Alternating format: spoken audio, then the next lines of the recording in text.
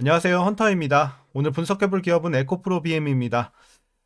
자, 주가는 지금 1년 넘게 조정을 받았습니다. 벌써 60만원 근처에서 이제 10만원 초반대까지 내려오면서 6분의 1 토막이 났고요. 자, 지금 상황에서 앞으로도 계속해서 지금의 하락세가 이어질지 아니면 본격적인 좀 반등을 기대해 볼 수 있을지 분석을 통해 향후 주가의 흐름 알아보도록 하겠고요. 자, 이제 보유자분들 많이 힘든 구간인 만큼 평단 관리가 굉장히 중요하겠고, 앞으로 목표 주가는 어디까지 좀 바라볼 수 있을지, 그리고 신규 진입 관점에서 지금 들어가기 저가 매수의 기회로 좀 활용하기 괜찮은 구간일지까지 다양한 관점에서의 투자 전략 함께 알아보도록 하겠습니다. 자, 이어서 수급 상황입니다. 한 달 기준으로 개인과 기관이 팔았고요. 외국인이 샀습니다. 그리고 최근까지도 거의 뚜렷한 같은 스탠스가 이어지고 있죠. 그래서 지금 개인과 기관의 이탈이 계속되고 있고, 특히나 개인의 이 손절이 계속해서 좀 크게 나오고 있는 상황입니다. 지금 답이 안 나오고 있는 주가의 상황인 만큼 개인이 이제 버티다 못해서 나아가고 있는 상황에서 이제 이를 외국인이 좀 바꾸는 있지만 주가를 반등시키기에는 역부족인 상황입니다. 자, 이어서 신용 잔고를 보시겠습니다. 1.11% 나오고 있고요. 뭐 안정적인 수치 계속 이어지고 있습니다. 걱정은 없어 보이고요. 이어서 공매도 관련해서는 여전히 금지가 됐기 때문에 분석은 넘어가도록 하겠습니다. 그럼 바로 재무제표 분석 시작해 보도록 하겠습니다. 먼저 2019년도 매출부터 보시겠습니다. 6천, 8천, 1조 4천, 5조 3천, 6조 9천. 작년까지는 그래도 꾸준하게 우상향해 줬습니다. 하지만 올해 크게 떨어지면서 거의 지금 반토막이 넘게 났죠. 2조 8천까지 떨어졌던 매출, 그리고 내년부터는 서서히 조금씩 반등해 줄 것으로 보여주고 있습니다.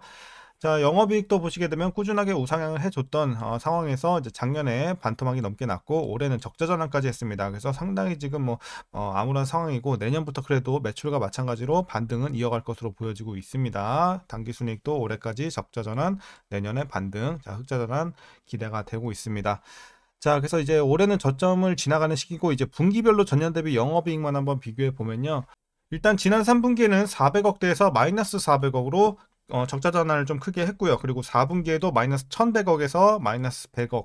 그래서 뭐 개선은 되고 있지만 여전히 적자가 진행이 되고 있습니다. 그리고 1분기에도 60에서 80억 약간의 상승, 그리고 2분기도 마찬가지로 30에서 200억 약간의 상승이 기대가 되고 있습니다. 그래서 어쨌든 전년 대비해서는 4분기부터 올라주고는 있지만 어쨌든 흑자 전환은 1분기부터 진행이 되는 거고, 수치적으로도 상당히 좀 미미하다. 그렇기 때문에 전년 대비 개선은 되더라도 우리가 크게 기대할 건 없어 보입니다. 숫자 자체가 너무 미미하죠.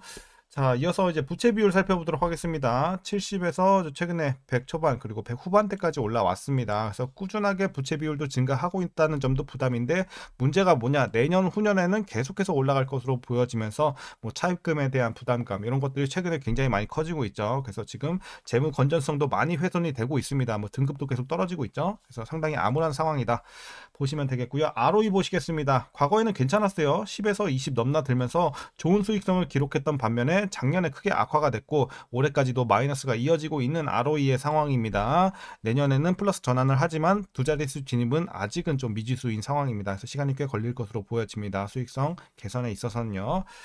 자, 이어서 이제 EPS도 보시게 되면 올해까지 마이너스, 내년에 반등, 플러스 전환 정도로만 의미를 두면 될 것 같아요. 좋은 상황은 아니에요. 자, 그리고 이제 배당금 올해 일단 450원 예상이 되고 있고요. 만일 이대로 배당을 하게 된다면 현재 종가 기준으로 계산했을 때 배당 수익률은 약 0.42% 기대해 볼 수 있겠습니다. 배당은 거의 없다 보시면 될 것 같고요. 이제 마지막으로 적자인 관계로 PER 산출 불가, PBR은 7.84배 나오고 있습니다. 그리고 현재 주가 밸류에이션 상황은요, 지금은 주가가 많이 떨어졌지만 여전히 고평가로 보고 있습니다. 여전히 약간은 비싼 구간이다라고 말씀드리겠습니다. 그 이유는 적자가 지속이 되고 있기 때문이죠. 자, 이어서 이제 동사 관련 이슈 한번 살펴보도록 하겠습니다. 자, 에코프로비엠 올해 설비 투자와 연구 개발 투자를 강화하고 있는 상황입니다. 장기 성장의 밑거름을 조성한다는 전략이긴 하지만 단기적으로는 재무 건전성을 오히려 악화시키는 요인으로 작용하고 있습니다. 우리 부채 비율도 계속해서 올라가는 이런 것들 확인했죠.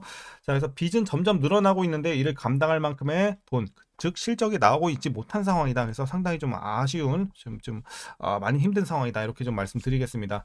그리고 이제 동사는 올해 캐즘의 여파로 인해서 실적이 뒷받침되지 못하는 점이 부담인데, 위기를 맞은 가운데서도 회사는 사업 다각화, 해외 진출에 속도를 내고 있습니다. 그리고 캐즘 이후 2차전지 시장에 선제 대응하기 위한 미래 투자를 이어갈 방침인데요. 올 6월 공적 수출 신용기관을 통해서 약 1조 2천억 원 규모의 투자금을 확보를 했고요. 헝가리 양극재 공장 건설에 나섰습니다. 그리고 리튬보다 수급이 안정적인 나트륨으로 이온전지 양극재를 개발하는 연구도 이어왔습니다. 자, 다만 업계에서는 아직 실적이 회복되지 않은 상태에서 코스피로 또 이전 상장하려는 데에 대해서 우려 섞인 시선을 내보내고 있는데요. 올해 코스닥에서 코스피로 이전 상장한 기업은 총 3곳이죠. 포스코 DX, LNF, 파라다이스인데 이들 중 주가가 상승한 기업은 전무하기 때문입니다. 그래서 이런 것들로 좀 전례를 미뤄봤을 때 이번에 지금 증시도 힘든 상황에서 실적도 나오고 있지 않은 지금 악재가 가득한 상황에서 코스피로 이전 상장한다고 해서 이게 호재로 작용할까? 여기에 대해서 좀 의문이 많이 나오고 있습니다. 자, 그리고 이제 서울지방국세청 조사사국은 지난달 에코프로비엠 본사를 방문해 회계 자료를 확보하는 등 이 세무조사에 착수를 했습니다. 앞서 국세청은 지난달 27일 정당한 세금을 회피한 탈세 혐의 국내 기업 37곳과 사주 일가를 대상으로 해서 세무조사를 실시한다고 예고한 바 있었는데요. 업계에서는 이제 광복절 당시 특별 사면으로 풀려난 이동채 전 에코프로 회장의 오너 관련 의혹이 다시 불거지는 것이 아니냐라는 의혹이 나오고 있으면서 이런 것들도 지금 투심을 꺾는 이런 좀 악재로 작용하고 있습니다. 자, 이제 마지막 이슈입니다. 미국의 도널드 트럼프 2기 행정부가 전기차 보조금을 축소하고 배터리 소재에 관세를 부과하는 방안을 추진할 것이라는 전망도 지금 악재로 불확실성으로 많이 남아있는 상황입니다. 그래서 최근에는 사실 뭐 좋은 내용이 없네요. 일단은 이슈는 이렇게 말씀드리겠고 악재가 좀 가득한 상황이다. 이렇게 정리하겠습니다. 자, 그럼 이제 여러분들 마지막으로 투자 전략 설명드리면서 영상 마치도록 하겠습니다. 먼저 신규 진입 관점에서는 반대 의견 드리도록 하겠습니다. 물론 주가가 굉장히 많이 내려와서 이걸 저가 매수의 기회로 보는 분들도 있을 것 같은데 지금은 기회로 보긴 좀 힘들어요. 왜냐하면 재료가 올라갈 만한, 향후에 올라갈 만한 좀 재료가 나와줘야지 이걸 기회로 볼 수가 있는 건데 앞으로 지금 상승할 만한 모멘텀이 없는 상황이기 때문에 지금 싸다고 하더라도 무작정 들어가는 것은 위험하다라고 말씀드리겠습니다. 물론 지금 이제 여기서 더 큰 폭의 하락, 추가적인 하락은 나올 수 있지만 큰 폭의 막 폭락 이런 거는 좀 기대하기 힘들고 이제 대부분 반영이 됐기 때문에 어느 정도 바닥권 근처까지 내려왔지만 여전히 지금 올라갈 만한 재료가 보이지 않고 있는 상황이기 때문에 위험 부담은 작아졌을지언정 상승 재료가 보이지 않고 있습니다. 그래서 무작정 들어가는 건 반대 의견 드리도록 하겠고요. 이어서 보유자분들 대응 방법입니다. 먼저 목표가부터 설정하도록 하겠습니다.